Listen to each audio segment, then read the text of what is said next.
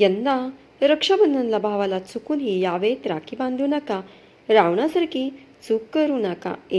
श्रावण महिना सुरू असून रक्षाबंधनचा सण जवळ आला की एका विशिष्ट अशुभ वेळेत भावाला राखी बांधल्यास त्याचे मोठे नुकसान होऊ शकते. हे तुम्हाला माहीत आहे का? 2. धार्मिक शास्त्रानुसार रक्षाबंधनला भद्रा काळ अत्यंत अशुभ मानला जातो. पण ही भद्रा नेमकी कोण होती? 3. भद्रा ही साक्षात सूर्यदेवाची कन्या आणि न्यायदेवता शनिदेवाची बहीण मानली जाते. तिचा स्वभाव अत्यंत उग्र व तापट होता. 4.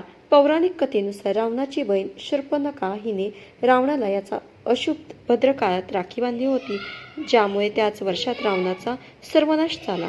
5. याच कारणामुळे रक्षाबंधनच्या दिवशी भद्रकाळात राखी बांधणे पूर्णपणे निषिद्ध व वर्ज्य मानले जाते.